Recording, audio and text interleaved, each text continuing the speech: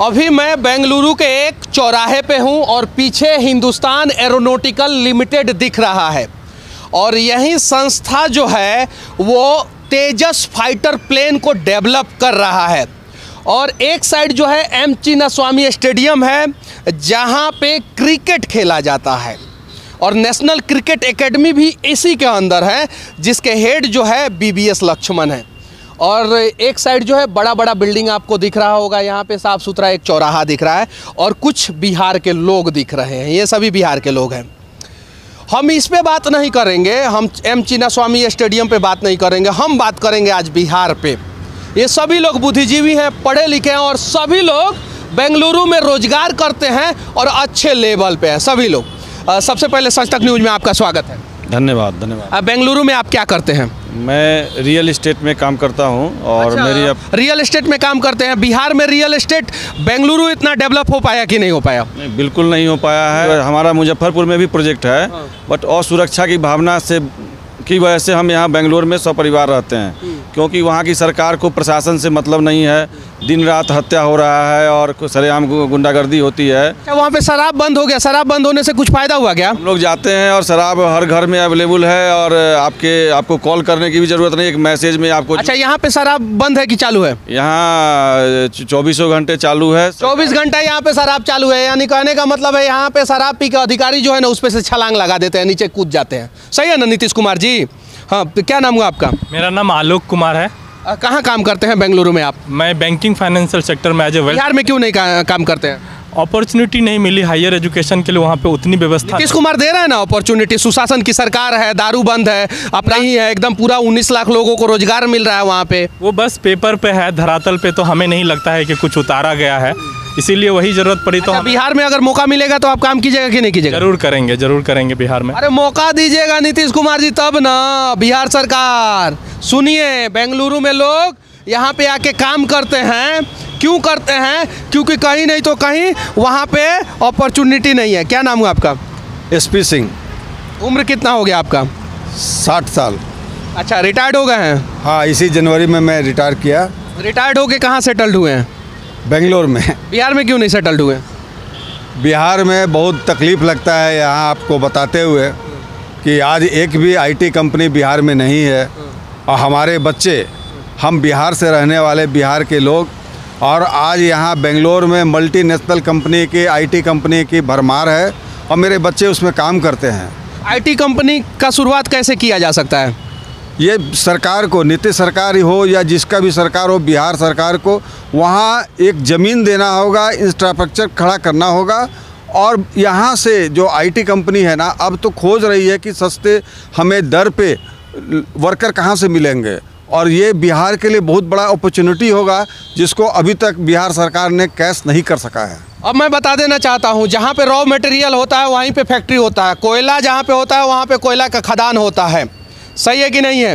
जहाँ पे सोना होता है सोना का खदान होता है। तो जहाँ पे लेबर होंगे, मजदूर होंगे, एम्प्लॉय होंगे, वहाँ पे जो है मैन्युफैक्चरिंग यूनिट होना चाहिए, IT सेक्टर होना चाहिए। तो बिहार में IT सेक्टर के अनेकों इंजीनियर हैं, लेकिन वहाँ पे IT कंपनियाँ नहीं है। और IT कंपनियाँ सबसे आसान तरीके से चालू हो जाता है। उसमें एक बिल्डिंग चाहिए, इलेक्ट्रिसिटी चाहिए, उसके अलावा कुछ नहीं चाहिए। यानी एक छोटा सा इंफ्रास्ट्रक्चर अगर डेवलप करके दे दिया जाए तो बिहार में IT कंपनियां आ सकती है। और इन्फोसिस 2005 से हम पेपर में पढ़ रहे हैं कि हर साल इन्फोसिस जो है ना IT पार्क बनाएगा, बिहार में IT पार्क बनाएगा। काहे नहीं बना रहा है? काहे कि अगर 100 करोड़ रुपया का प्रोजेक्ट लेके जाएगा तो वहाँ के अधिकारी बोलेंगे कि 5% हमें दे दीजिए, तो 5% हमें दे दीजिए। और इस बंदरबाट में उसे 50 करोड़ रुपया तो दलाली के रूप में दे देना पड़ेगा।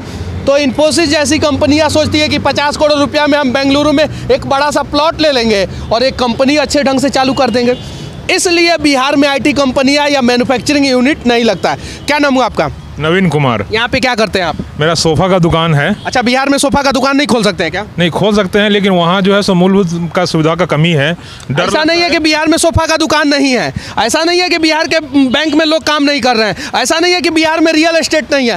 कंडीशन में नहीं है, सही ढंग से नहीं है, उसी चीज़ों को हम लोग दिखाने का प्रयास कर रहे हैं। सेफ भी लगता है, सिक्योर भी लगता है, इसलिए हम लोग यहाँ हैं, यही बिजनेस करते हैं। और वहाँ पे सरकार के द्वारा कुछ मदद मिलता है कि नहीं मिलता है? कुछ नहीं, हम लोग तो 25 साल से बेंगलोर में ही हैं और यहीं लगभग यहाँ पे कोई कमीशन वमीशन मांगने आता है आप लोगों से? नहीं, कोई कमीशन मांगने नहीं आता। कोई नहीं आता? कोई नहीं आता। कोई लोकल लोग हम लोग कोई परेशानी वगैरह नहीं करते हैं। हम लोग का काम है, हम लोग से कोई पूछता भी नहीं कि आप कौन हो, कहाँ हो। हमारा अपना बिजनेस है, हमारा अपना व्यवसाय है। हम ठीक। क्या नाम है आपका? कुणाल वत्स। अच्छा, यहाँ पे क्या करते हैं? मैं IT कंपनी में हूँ एज ए सॉफ्टवेयर डेवलपर। अच्छा, सॉफ्टवेयर डेवलपर हैं। डेवलपर मतलब समझते हैं, सॉफ्टवेयर में दो गो होता है, एक सॉफ्टवेयर टेस्टर और एक होता है डेवलपर। डेवलपर मतलब कि थोड़ा सा उससे हाई लेवल का डेवलप करते हैं आप सॉफ्टवेयर। अच्छा, बिहार में अगर मौका मिले तो सॉफ्टवेयर डेवलप कर सकते हैं? बिहार में मौका ही नहीं मिलेगा, कंपनी ने तो मौका कहाँ से देगा। एक TCS की कंपनी है, वो BPO का जॉब सिर्फ वैकेंसी निकालती है। BPO के लिए IT ना डेवलपर के लिए है ना टेस्टिंग के लिए है। एजुकेशन तो है ही नहीं, पहले एजुकेशन दे तब तो वहाँ पे कोई कंपनी जाएगी ना जो बच्चों को लेगी। कंपनी एजुकेशन ही नहीं, वहाँ पे कोई कॉलेज है ही नहीं वैसा जो वहाँ पे कोई पढ़ाए। एक दो कॉलेज छोड़ के, और उसके बाद कंपनी का तो खैर अब बताएं। इसका मतलब ये नहीं हुआ कि बिहार से IAS IPS नहीं निकल रहे हैं, लेकिन बेसिक इंफ्रास्ट्रक्चर को सुधारने की ज़रूरत है। और बेसिक इंफ्रास्ट्रक्चर जब सुधरेगा तो टाटा महिंद्रा से लेके रिलायंस और मोदी जी का अडानी वहाँ पे पहुँचेगा और फिर जो है बिहार का विकास होगा। अच्छा, ये बताइए कि यहाँ का लॉ एंड ऑर्डर और बिहार के लॉ एंड ऑर्डर में क्या फ़र्क है? ज़मीन आसमान का अंतर है। मैं बहुत पहले देखा था कि लालू के राज में बोल रहे थे कि भाई फिरौती होता है, बदमाशी होता है, रंगदारी चलता है, लेकिन आज फिर वही लगता है कि समय आ गया है। उसके बनिस्पत ये बेंगलोर जो शहर है अघोषित आपको मेट्रो सिटी में आता है। आज आपको इसका जो एक्सपेंशन हुआ शहर का, ये चारों तरफ में एक्सपेंशन हुआ, इसलिए कि भाई यहाँ में आपको किसी तरह का ना कानूनी, ना गुंडागिर्दी, ना रंगदारी, ना कोई कानूनी दांव पेच अड़चन कुछ भी नहीं रहता है। इस कारण से पूरे ऑल इंडिया के लोग आकर के यहाँ में जो बसना चाहते हैं, रहना चाहते हैं, जो पढ़ाने बच्चा आता है वो भी अपनी बची हुई ज़िंदगी यहाँ बिताना चाहता है। और इसका मतलब यहाँ ये नहीं है कि यहाँ पे भ्रष्टाचार नहीं है, भ्रष्टाचार यहाँ पे भी है, लेकिन जो ग्राउंड लेवल पे जो आम आदमी को परेशान करने वाला भ्रष्टाचार होता है ना, यहाँ पे नहीं है। हमारे यहाँ का नेताजी लोग जो होते हैं ना, वो शौचालय के पैसा में कमीशन मांगते हैं, मतलब हगनालय के पैसा, यानी हमारे यहाँ के नेताजी लोग हगल का पैसा में कमीशन खाते हैं, यानी हगल का पैसा खाते हैं। हाँ, बताइए। एक रीज़न ये है कि जो आप सरकार ऐसा नहीं करती, ठीक है सरकार नहीं करती है, विपक्ष क्या कर रही है? सवाल उठाने के मतलब डोली उठा रही है विपक्ष जो है ना, विपक्ष को अब इससे ज़्यादा मौका क्या मिलेगा? इससे मौका ज़्यादा क्या मिलेगा? सरकार बोल रही है कि हम ये गलत कर रहे हैं, ये गलत कर रहे हैं, ये गलत कर रहे हैं, आओ मुद्दा उठाओ, तो विपक्ष तो दिल्ली में कहीं सोया रहता है। अच्छा, ये बताइए कि यहाँ पे हिंदुस्तान एरोनॉटिकल लिमिटेड है और ये CV रमन जो ये कॉलोनी है, एरिया है, वहाँ पे अनेकों रिसर्च सेंटर है, DRDO है और भी बहुत सारा, HAL का वहाँ पे भी बहुत बड़ा ये जगह है। तो ये सब कंपनियाँ बिहार में खुल सकती है कि नहीं खुल सकती है? ये सेंट्रल लीडरशिप जो हमारे बिहार से गए सेंट्रल में या कर्नाटका से गए, तो कर्नाटका के लीडरशिप ने वहाँ सेंट्रल से लड़ाई करके अपने यहाँ पर ये स्थापित किया। एक समय में कर्नाटका में पानी नहीं होने की वजह से कृषि की सुविधा नहीं थी, लोग भूखे मरते थे और बिहार के लोग अच्छी स्थिति में थे। जब यहाँ का सेंट्रल ध्यान से सुनिए, एक समय कर्नाटका के लोग पानी के वजह से भूखा मरते थे और आज वो लोग पानी आसानी से खरीद के पीते हैं और अच्छा बड़ा फ्लैट में रहते हैं। हाँ, आगे बताइए। यहाँ का जो नेतृत्व था वह वहाँ से लड़ाई करके और अपने लोगों के लिए ये बड़ी कंपनियों को, सरकारी संस्थानों को लेके आए ताकि यहाँ के लोगों के लिए रोजगार पैदा हो सके। और उस समय हमारा जो नेतृत्व था, जो लालू रीजन था, उससे पहले जगन्नाथ मिश्र रीजन था, वह सब भ्रष्टाचार, परिवारवाद, वंशवाद में बिहार को अभी भी बर्बाद किए हुए और तब भी किया। तो जिस समय वो चीज़ आना था वो वहाँ नहीं आके यहाँ आया। इसकी वजह से आज अभी जो सुशासन बाबू हैं उनके बारे में क्या कहना चाहते हैं? सुशासन बाबू का उम्र जो है लगभग हम समझते हैं 75-80 के करीब है और ये बिहार की जनता के लिए दुर्भाग्य है कि आज के डेट में उनके सामने फाइटर प्लेन चलाएगा 21 साल का लड़का, DM बनेगा 22 साल का लड़का, SP बनेगा 23 साल का लड़का, बॉर्डर पे जाएगा 17 साल का लड़का और मुख्यमंत्री बनेंगे 75 साल का। तो सठियाया हुआ फैसला होगा ही। और बैन जो चीज़ें करना है, हत्या को बैन करना है, रेप को बैन करना है, भ्रष्टाचार को बैन करना है, उसके जगह पे थर्माकोल बैन होगा, प्लास्टिक बैन होगा, शराब बैन होगा, दारू बैन होगा, गुटखा बैन होगा। हालांकि ये सब चीज़ें बैन होना चाहिए, लेकिन ज़मीन पे ये सब चीज़ें बैन नहीं होगा। ज़मीन पे बैन के नाम पे इस सब का दाम 3 गुना 4 गुना हो जाएगा। सही है कि नहीं है? बिल्कुल बिल्कुल। अच्छा, ये चीज़ें बताइए कि आप लोगों से आखिरी में मैं एक सवाल पूछना चाहता हूँ। आप लोग जो पैसा कमाते हैं उसका मैक्सिमम इन्वेस्टमेंट कहाँ करते हैं? आप बताइए, बैंकिंग सेक्टर में आप हैं, सबसे बढ़िया आप जवाब दे सकते हैं। मेजरली जो हमारा यहाँ पे खर्च है हाउस रेंट में, जो हमारा daily day in day out का ग्रॉसरी आइटम्स है, लाइवलीहुड के लिए जो हमें रिक्वायरमेंट होता है उसमें मेजरली पैसा चला जाता है। अच्छा, जो आप लोगों को जो सैलरी मिलता है उसका कितना परसेंटेज खर्च जो है आप लोग बेंगलुरु में कर देते हैं? जित सैलरी का ऑलमोस्ट 30 to 40% तो हम खर्च कर ही देते हैं।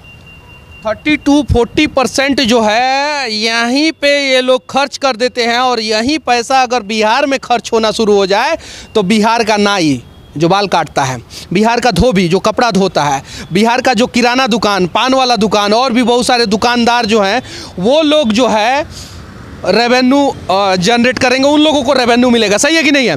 और इस प्रकार से बिहार आगे जाएगा। तो लोग तैयार हैं, बिहार के युवा तैयार हैं, बिहार के रिटायर्ड लोग तैयार हैं, सीनियर बड़े भैया लोग तैयार हैं, सभी लोग तैयार हैं। बस बिहार को बनाने की ज़रूरत है और बिहार को बनाएगा बिहार का राजनीति। और राजनीति में जब अच्छे लोग आएंगे या जो लोग हैं वो अच्छा निर्णय लेंगे तब जाके बिहार का निर्माण होगा। और बिहार में भी HAL, Hindustan aeronautical limited, Tata consultancy, Mahindra और इस प्रकार का Chinnaswamy stadium, national cricket academy और भी बहुत बड़ी बड़ी कंपनियां वहां पे जाएगी। और तब जाके बिहार के लोगों का दशा और दिशा बदलेगा। बाकी हमारा ये प्रयास कैसा लगा आप लोग कमेंट करके ज़रूर बताना।